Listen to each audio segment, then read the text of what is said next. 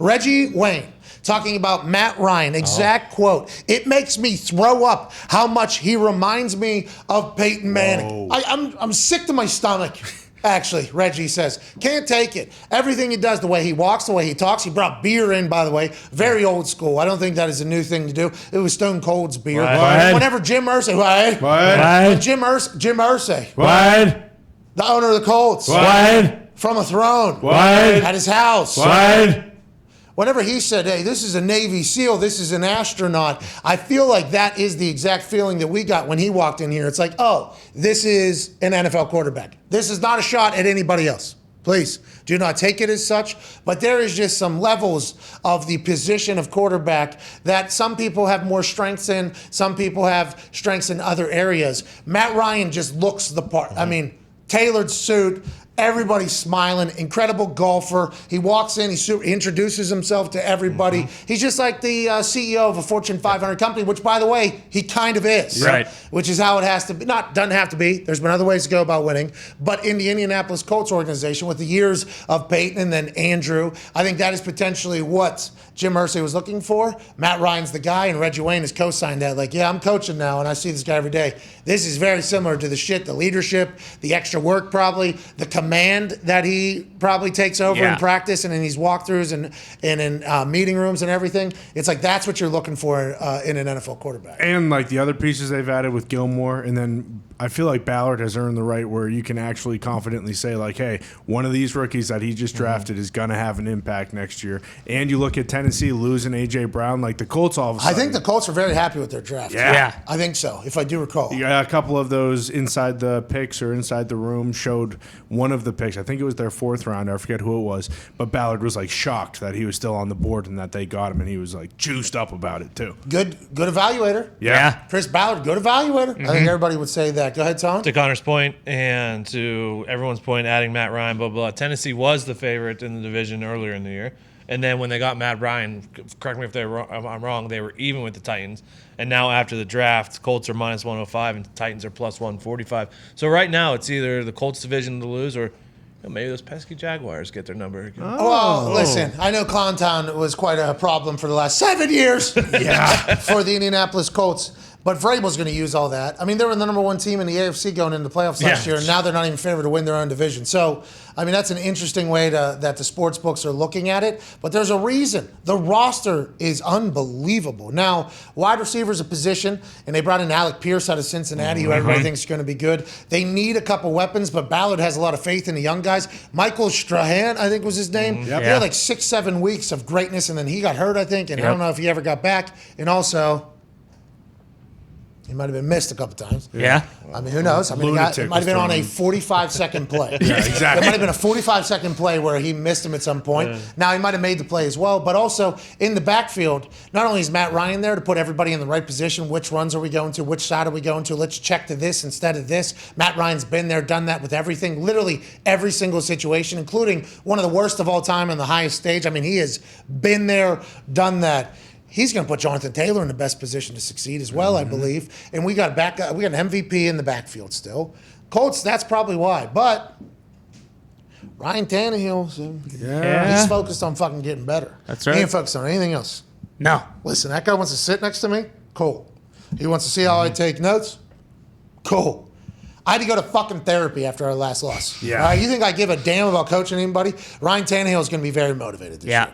And he is a great player. People want to knock him because of maybe what they thought about him when he was in Miami, when he was kind of like hit or miss because he was just learning the quarterback position. Since getting to Tennessee and replacing Marcus Mariota, he has been a fucking dude. Oh, sorry. Both apply. Either one. Dog has been a thing of the week. I kind of missed that. But he has been a dude. Like, he's been an actual dude whenever it comes to being quarterbacks. Every single one of the stats say it, and they've won a lot of games. They're the number one team in the AFC last year. Had like 80 different players or something like that come through the roster with the injuries. But you get Derrick Henry back healthy, hopefully, and he's running just like he was running a couple years ago. A.J. Brown's gone, which is not great, but they allegedly draft the next A.J. Brown. Maybe. We'll see. But I think the Colts roster from top to bottom is much better than a lot of people would give it credit for right now because the Colts didn't make the playoffs last year because in the last week they lost to a team that's fan base is was dressing like clowns because they thought the organization was being run by a bunch of clowns. So then in turn, the team would be a bunch of fucking clowns. And that team beat them mightily. Yeah. It wasn't even competitive at halftime. Fly. I was saying, bring me the plane. Everybody's trying to be optimists. They still got to fight. I see reality here. This ship has sailed. It wasn't even competitive, Jim Irsay said. He wasn't wrong at all, but that roster's good. When you look at the roster, yeah, the one weakness or whatever you can say is, or they're just young, is the wide receiver room. And I've seen this in Pittsburgh for the last few years. I feel like you need a vet in that leader or in that locker room, and obviously Reggie coming back to coach is huge. But like, what's Ty up to? Like, I think it would benefit them just to have him lead those like young wide receivers who are talented, just to like, I don't know, show them how to work and stuff. So Ty credits Reggie, Reggie credits Marv, and I'd assume. I don't know. I have no idea. I don't think everybody's ever heard Marv talk about it unless it was his Hall of Fame speech. He doesn't do a lot of media. I've met Marv. Marv's been nice to me. Nothing's been nice to me. Good guy. Great on a football field to me. Yeah. Great on the football Thank you, field. Very good. But Ty credits Reggie for teaching him that. And I would assume that maybe the Colts are thinking like, hey, Reggie, the coach now. It'll just be like a veteran wide receiver in the room leading the room, which is almost more important than having I'm sure Reggie will be able to fucking coach and break down strategy and scheme. He was on an offense that checked literally with 3 seconds left on the play clock to a completely different play with what the defense was lined up as. And he played long enough where he wasn't as fast as he once was and was able to be crafty enough to get himself wide open and break records at a different age. Now, it didn't work out in New England, but Reggie Wayne, absolute stud at wide receiver. So I'm not saying that he won't be able to coach well. But I think having a good veteran in the room is more important than anything. And that's not just wide receiver room. I think that's in every single room. A team should have a veteran that's really good. Even at the quarterback position, if you have a young quarterback, like get a veteran backup. Matt Hasselbeck had to come to grips with being a backup quarterback. And he said that was difficult because he was at Seattle, he's a starter. Tennessee, he was a starter. Then he got to the point of his career where they were like, hey, you come back up Andrew Luck. And he said that was a little punch to the sack. You know what I mean? Hey, you're no longer the starter. Your entire job is changing. And as a starter, by the way, everybody is working for you almost. Like, all right, what notes do you need from me? What film do you need from me? What do you need in this particular thing? What do you need today? You're almost working for the starting quarterback. So to take that and become a backup quarterback and adjust to a different role, much different role, much less heralded role, much less paid role, everything. It is something like Hasselbeck helped out Andrew a lot. And he had to play meaningful snaps for us and got us like 4 wins, even on a Thursday night football game when I thought he was fucking dead the day of, because he was the first butthole that experienced the E. coli from Chipotle.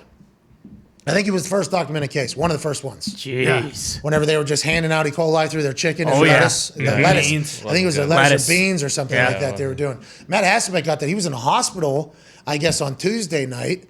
Then Wednesday during travel day, got him down to Houston. I guess I didn't see him then. Showing up to the stadium that Thursday night football that he was starting in relief of Andrew Luck, and there's just a carcass on the floor in a hoodie, in sweats, hoodie pulled overhead like Kenny from South Park. And I'm like, what the fuck? What type of amateur, what's going on? Like, I thought it was equipment manager, got there on the first bus. I thought it was equipment manager that got blacked out drunk the night before and was just like in the middle of the floor, in the middle of the locker room. I'm like, this is wild. This is hilarious. So I literally do like a kick test. It's fucking our starting quarterback. I'm like, oh my God, are you okay? And he's in between IV trips. He was in the hospital, I guess. He called bad. They went out there and fucking beat the Texans. I think at halftime he had to run in and there was a little bit of an attic situation or a basement situation. I don't remember. Goes back out, beats the Texans, like went on a 4-5 game win streak for us, which was huge, like very huge for us. But what he taught Luck, I think being a quarterback, is massive. And that can happen in every single room. Linebacker room. I watched Gary Brackett whenever I was young.